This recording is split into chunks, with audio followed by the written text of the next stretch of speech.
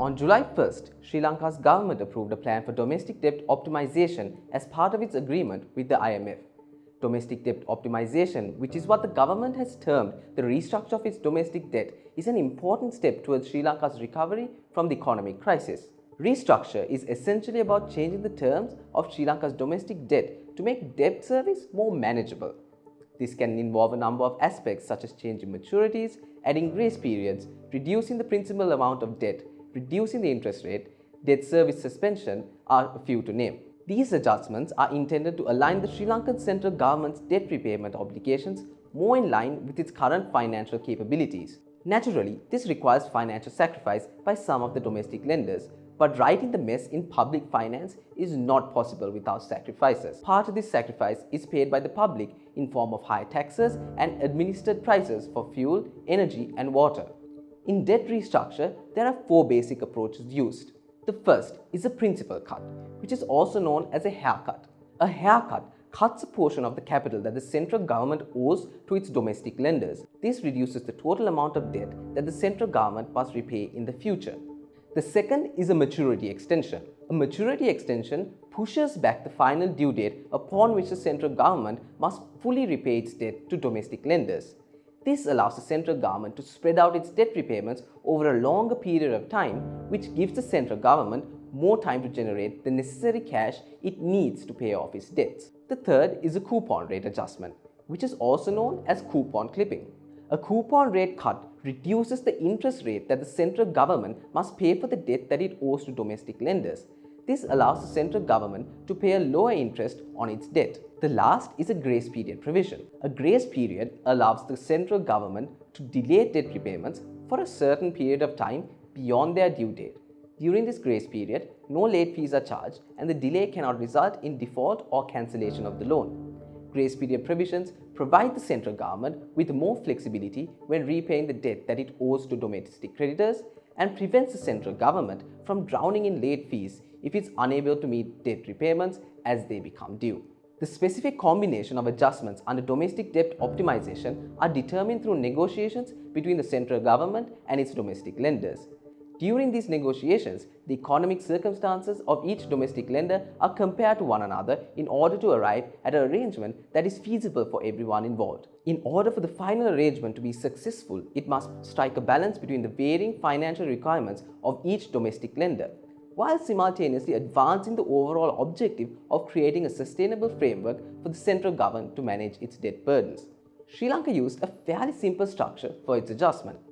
The Sri Lankan central government's largest domestic lenders are the Central Bank of Sri Lanka, the Employees Provident Fund and the 24 licensed commercial banks of Sri Lanka. In order to maintain the stability of the financial sector, the debt restructure was limited to debts held by the central bank and the EPF.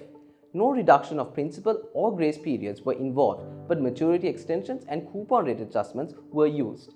The Central Bank of Sri Lanka received a series of maturity extensions and coupon rate adjustments on the 2.6 trillion of short-term debts that the central government owes to them.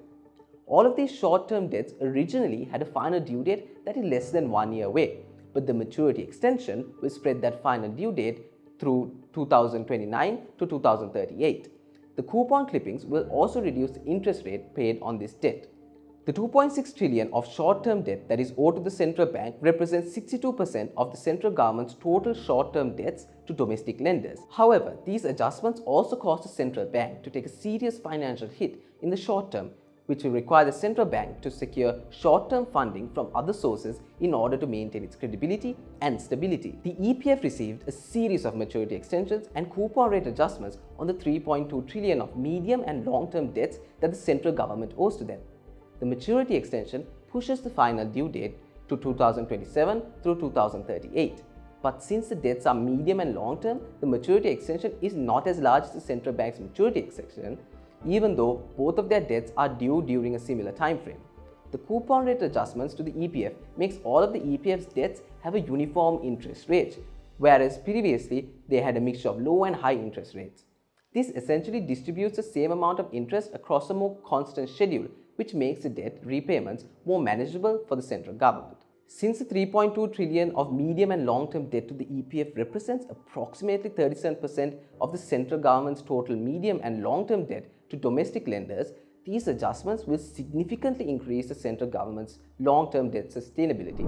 Furthermore, the debt restructuring guarantees that the EPF members will receive a return of 9.1%, which is close to the average return paid to the members for the last 3 years. It is slightly lower than the average return of 10.6% paid to the members over the last 10 years. The members will suffer a loss of 1.5% based on this 10-year average. So thank you for watching this video on debt optimization. For more videos like this, please follow us on all our social media.